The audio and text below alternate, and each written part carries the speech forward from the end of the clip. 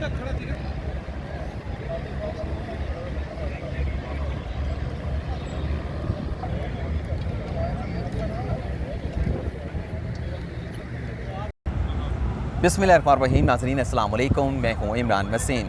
नाज़रीन आज 22 अक्टूबर है, दिन है जुमातुल मुबारक का और साल 2021। नाज़रीन इस वक्त मैं जुड़वां शहरों का जो संगम है रावलपिंडी इस्लामाबाद का, जिसे फैज़ाबाद कहते हैं, वहाँ पर मौजूद हूँ क्योंकि तहरीक लब्बैक पाकिस्तान की तरफ से एक मरतबा फिर फैज़ाबाद पर मुमकिना तौर पर धरना देने का ऐलान किया गया है और सोशल मीडिया पे ये अफवाहें, ये बातें की जा रही हैं कि शायद PLP फैज़ाबाद धरने का सीज़न 3 जो है उसका आगाज़ करने जा रही है। तो यहाँ पर मनाज़र क्या हैं, पहले आपको वो मनाज़र दिखाते हैं। सिक्योरिटी यहाँ पर कितनी बढ़ा दी गई है, कितनी नफरी यहाँ पे तैनात की गई है। पहले तो आप ये देख लें कि मेरे अक़ब में ये यहाँ पर पुलिस की भारी नफरी यहाँ पर मौजूद है। उनकी गाड़ियाँ यहाँ पर जो है वो खड़ी हैं। पुलिस, इस्लामाबाद पुलिस के जवान, रेंजर के जवान और जो एंटी टेरर स्क्वाड है उसके जवान भी यहाँ पर मौजूद हैं। तो एक तो ये आपके सामने हो गया। इसके अलावा आपको दिखाते हैं, ये मेरे अक़ब में आप देख सकते हैं कि ये रावलपिंडी से इस्लामाबाद की तरफ जाने वाला रास्ता है, जिस पर बहुत ज़्यादा ट्रैफिक होती है। बहुत ज़्यादा जो है वो लोग रावलपिंडी से, क्योंकि इसे आप कह लें कि लोग अपनी जॉब्स के सिलसिले में रोज़ाना की बेसिस के ऊपर रावलपिंडी से इस्लामाबाद की तरफ जाते हैं, तो काफ़ी यहाँ पर ज़्यादा रश होता है। लेकिन कल से जब पाकिस्तान तहरीक लब्बैक की तरफ से अनाउंस किया गया कि फैज़ाबाद पे धरना दिया जाएगा या लॉन्ग मार्च किया जाएगा, तो उसके बाद कल रात से जो जुड़वां शहरों की जो इंतज़ामिया है वो खासी मुतहरक हुई और सिक्योरिटी के यहाँ पर जो इंतज़ामात करते हुए जो ये रास्ता है इसे कंटेनर लगाकर जो है वो बंद कर दिया गया है। इसके अलावा पुलिस के जवान आप मेरे अक़ब में देख सकते हैं। यहाँ पर ये पूरी जो पुलिस के जवान हैं, इस्लामाबाद पुलिस के, रावलपिंडी पुलिस के और जो एंटी टेरर स्क्वाड है उसे यहाँ पे जो है वो तैनात कर दिया गया है, अपनी वो ड्यूटी पर यहाँ पर मौजूद हैं।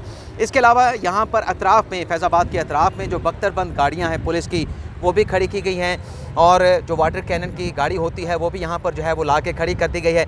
इस वक्त सूरत हाल ये है कि जो लोग फैज़ाबाद पर आते हैं और वहाँ से अपने दूसरे जो उनके आबाई घर हैं उनका रुख करते हैं, तो बहुत सारे लोगों को वहाँ पर यहाँ पर मसाइल और मुश्किलात का सामना है। काफ़ी पीछे उन्हें गाड़ियाँ जो है उतार देती हैं और उन्हें वहाँ से काफ़ी किलोमीटर जो है वो पैदल सफ़र करके यहाँ पर फैज़ाबाद पर जो है वो पहुँचना पड़ता है, यहाँ पर आना पड़ता है। हमारे साथ सीनियर सहाफ़ी नादिर बलोच मौजूद हैं जो इस सारी सूरत हाल को, जब से ये मर्ज हुई है, वैसे तो जब पहले हुकूमत की तरफ से अप्रैल में अलामा साद रिजवी को गिरफ़्तार किया गया था, अरेस्ट किया गया था, उसके बाद उनकी मुसलसल जो है वो हुकूमत पंजाब की तरफ से जो नज़रबंदी है वो जारी है। तो नादिर बलोच साहब से जानने की कोशिश करेंगे कि आज अनाउंसमेंट होनी है जुमा बाद नमाज जुमा, तो आपको क्या लग रहा है कि क्या TLP की क़यादत ये फ़ैसला कर चुकी है कि वो इस्लामाबाद की तरफ जो है वो लॉन्ग मार्च करेंगे और यहाँ पर जो धरना है उसके सीज़न 3 का आगाज़ होगा? बहुत शुक्रिया इमरान वसीम। बात यह है कि तहरीक लब्बैक के जो अमीर साद हुसैन रिजवी के बारे में आपने बताया कि नज़रबंदी उनकी अप्रैल से चल रही है और नज़रबंदी को आपको पता है कि 1 महीने को एक्सटेंड किया, फिर दूसरा, फिर तीसरा, फिर उसको 3 माह के लिए एक्सटेंड किया गया। तो मुसलसल अदालती फ़ैसले के बावजूद इन्होंने उसको मुख्तलिफ हीले बहाने के साथ अंदर रखा हुआ है। तो उसके ऊपर तहरीक लब्बैक की क़यादत को और शुरा को जो है वो एतराज़ था। उन्होंने कहा कि आप ये जो हथकंडे हैं इसको ख़त्म करें और उनको रिहा होने दें। अब उनके 3 मुतालबात हैं बुनियादी तौर पर। जो बेसिक मुतालबा तो यही है कि अलामा साद रिजवी जिनके खिलाफ कोई केस नहीं है, अगर केस है तीन मुतालबात नहीं, उनके खिलाफ अगर केस है तो आप ट्रायल कोर्ट में पेश करें, उनकी गिरफ्तारी डालें और उनके खिलाफ जो है वो मुकदमा जो है वो सबूत लाएं और केस चलाया जाए। बाकी के मुतालबात उनके क्या हैं? बाकी के जो 2 मुतालबात हैं उनमें यह है कि जनाब जो शूरा के अरकान हैं, या जो शेख रशीद साहब ने लास्ट टाइम आपको याद है कि 20 अप्रैल को जब उनने मुज़ाकरात किए थे, उसकी बाकायदा वीडियो के ज़रिए अनाउंसमेंट की गई थी कि हम मुकदमात वापस लेंगे, शेड्यूल 4 को वापस लेंगे, वो मुकदमात ख़त्म किए जाएँ। लेकिन मुकदमात तो ख़त्म नहीं हुए। अलबत्ता उस वक्त जो मुज़ाकरात की टीम थी जो बैठी हुई थी शेख रशीद के साथ, वज़ीर मज़हबी अमूर के साथ, वो इस वक्त जेल में मौजूद है। यानी कि ये सेकेंड लेयर है क़यादत। फर्स्ट लेयर इस वक्त आपको जेल में मिलेगी। तो अब उन्होंने कहा कि जी आपने तो उन मुतालबात पर अमल ही नहीं किया, इसको करें। और जो तीसरा मुतालबा सबसे बड़ा, वो फ़्रांस के सफ़ीर का मामला है कि फ़्रांस के सफ़ीर के ऊपर आपने एक सूरत हाल की, आपने उसको एक करारदाद मूव की कौमी असम्बली में, उस पर बहस क्यों नहीं करा रहे। आपके नाज़रीन के लिए मैं एक ब्रेकिंग न्यूज़ देता हूँ कि रात शब जो है एक मुज़ाकरात का पहला दौर हुआ है और वो हुकूमत और तहरीक लब्बैक के दरमियान हुआ है। राजा बशारत ने उसको हेड किया है और इधर से मुफ्ती उमैर साहब हैं वो और कुछ और अफराद तहरीक लब्बैक के और कुछ जो है लॉ फोर्स में एजेंसीज़ के अफराद भी उसमें शरीक थे। कोई पेशरफ्त नहीं हुई, मुज़ाकरात नाकाम हो गए और इस वक्त जुम्मा की नमाज़ जब हम ये वीडियो रिकॉर्ड करें, जुम्मा की नमाज़ के बाद उन्होंने ऐलान कर दिया है कि वो इस्लामाबाद की तरफ आएंगे। अगर जुम्मा का खुतबा ख़त्म होने और नमाज जमात ख़त्म होने तक अगर उन्हें मान लिया ठीक, नहीं तो फिर जिसे आप पार्ट 3 करार दे रहे हैं वो फिर सीज़न 3 करार दे रहे हैं, तो वो यहाँ पर आएंगे।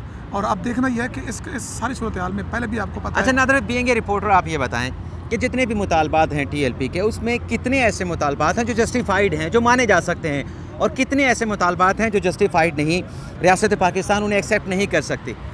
देखिए, एक सबसे बड़ा मुतालबा जो है वो जो फ़्रांस के सफ़ीर को निकालने वाली बात है, मेरे ख्याल में ये ना तो हो सकता है ना पॉसिबल है।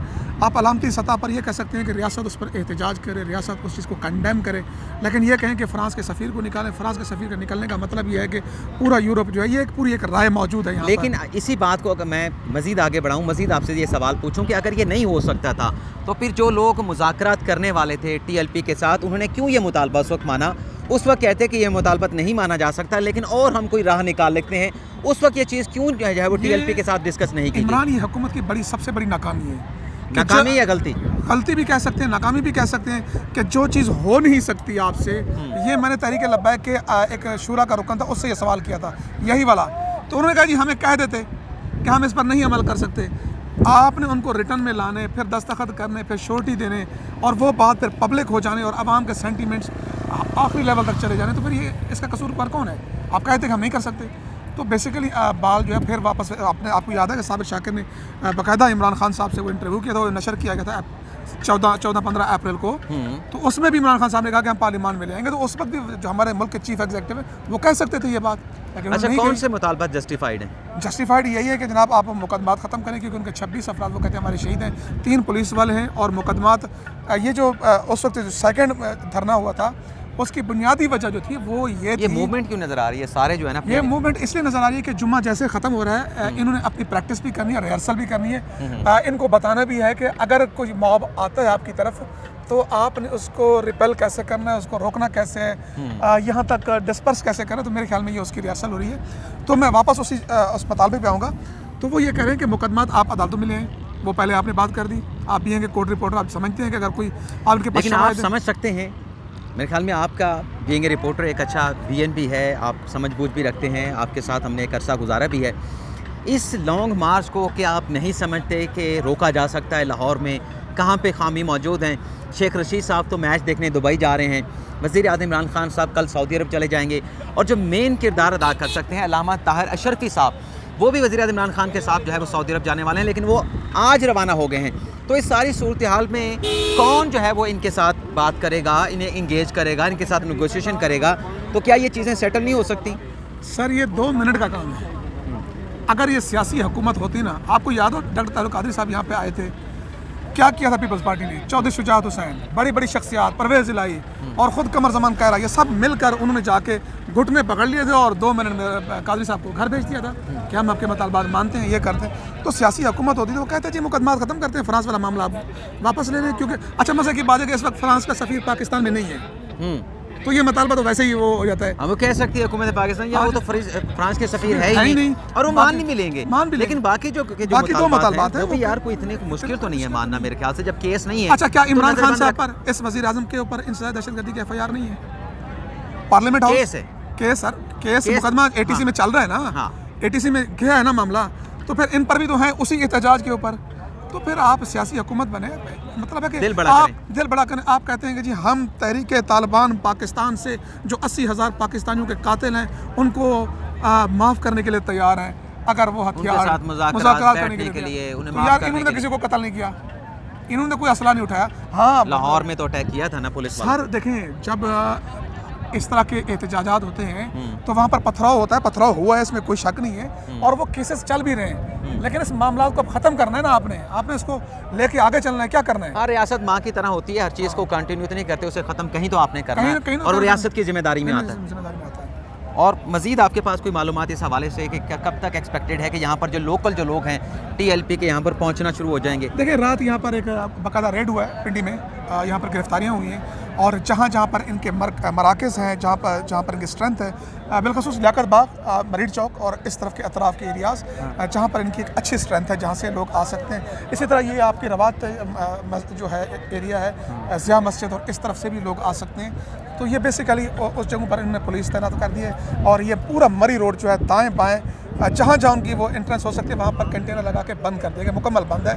अब देखना यह है कि क्या होता है। मेन मरकज़ी क़यादत अल्लामा खादिम हुसैन रज़वी, खादिम हुसैन मरहूम हो गए, उनका बेटा जेल में है, फर्स्ट लेयर अंदर है, सेकंड लेयर है क़यादत की, वो सेकंड लेयर में इतनी हिम्मत है, इतनी इस्तकामत है कि जो अल्लामा खादिम रिजवी मरहूम करते रहे या अल्लामा साद रिजवी ने जो ये एक इम्तिहान है, ये एक इम्तिहान भी है, ये तहरीक अल-लबैक का भी इम्तिहान है। अच्छा। चलें, बहुत बहुत शुक्रिया, क्योंकि जुमे की नमाज़ के लिए जाना है और जुमे की नमाज़ के बाद ही हमारा ये आप व्लॉग देख रहे होंगे, तो आपसे भी इजाज़त चाहते हैं, नादिर बलोच साहब से भी इजाज़त चाहते हैं। और मेरा अपना यूट्यूब चैनल भी है, अगर आना चाहें मज़ीद अपडेट देखना है। बिल्कुल, नादिर बलोच साहब का भी यूट्यूब चैनल है, आप उन्हें भी सब्सक्राइब कर सकते हैं, इनके नाम से